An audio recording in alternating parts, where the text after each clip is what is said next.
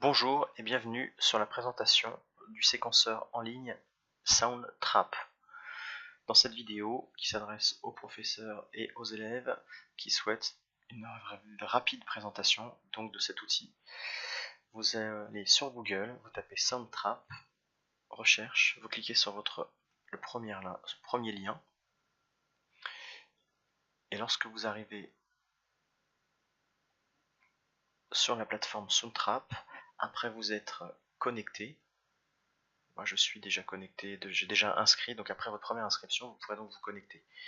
Vous arriverez donc sur votre page personnalisable avec une photo, l'instrument que vous pratiquez, voilà, d'autres informations que vous pourrez renseigner et qui serviront à pouvoir travailler ensuite en mode collaboratif avec des amis sur un même projet musical. Donc ça c'est une première fenêtre de Soundtrap. La deuxième fenêtre c'est le studio à proprement parler. Pour cela je clique sur entrer dans le studio et donc j'accède par ce biais à une page de séquenceur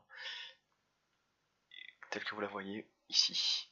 Donc cette page de séquenceur, comme tout séquenceur, vous avez des pistes ici, vous avez une fenêtre de travail ici, et après vous avez donc dans Soundtrap une bibliothèque de samples qui vous est offerte, avec des samples premium payants, donc là on prend le parti de travailler sans ces samples.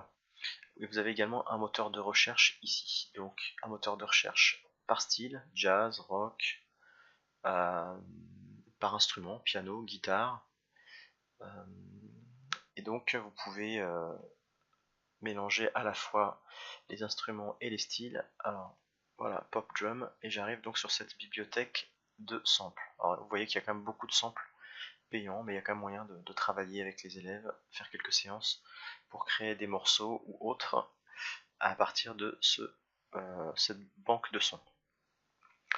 Donc vous allez pouvoir avoir accès donc à un séquenceur assez complet. Donc comme tout séquenceur, vous pouvez manipuler vos boucles, les agrandir, les rétrécir, les déplacer dans le temps. Vous pouvez, pour les samples qui vont avoir une tonalité, comme ici, vous voyez, j'ai un piano, j'ai importé un piano de la bibliothèque de samples. Vous avez la tonalité ici, la mineure. Vous allez pouvoir transposer votre sample dans la tonalité que vous souhaitez. Je vous fais écouter rapidement le petit montage réalisé.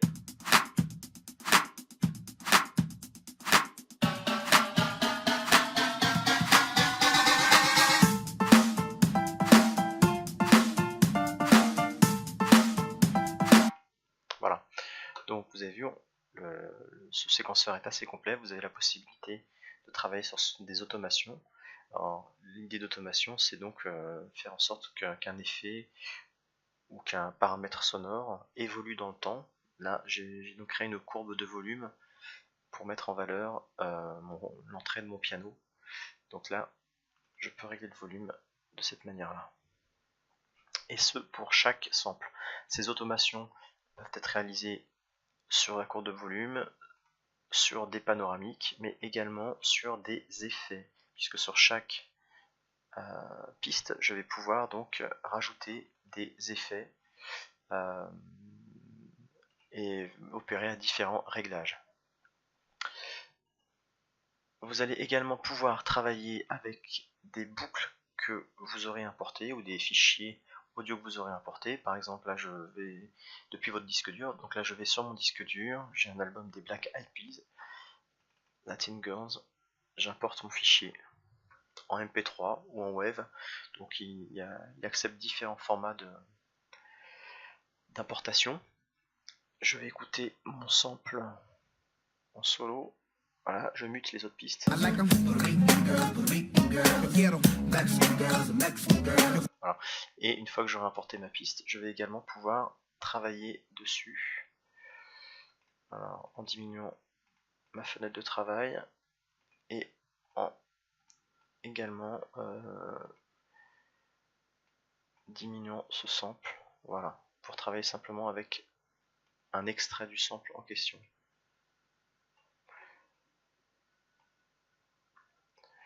Vous pouvez découper également votre sample si vous le souhaitez, copier, coller, etc. Donc vous allez avoir de nombreux outils d'édition pour vos samples. et pour créer donc votre montage. Vous avez également la possibilité de travailler à partir de sons MIDI contrôlable depuis votre clavier AZERTY, A, Z, E, R, T, Y. Si j'appuie sur le A, donc là on n'entend rien puisque j'avais muté tout à l'heure la piste avec les Black Eyed Peas, donc je la démute, c'est celle-ci. Voilà. Voilà, je peux changer de son. Voir, je peux régler mes sons et créer des sons. Voilà. En résumé, un bel outil qui va nous permettre d'imaginer des activités pédagogiques autour de la production et de l'écoute, et tout cela gratuitement, pour peu qu'on parvienne à contourner les fonctionnalités payantes liées à l'accès premium. Nous verrons toutes ces possibilités lors d'un stage le 11 avril 2018 prochain. A bientôt!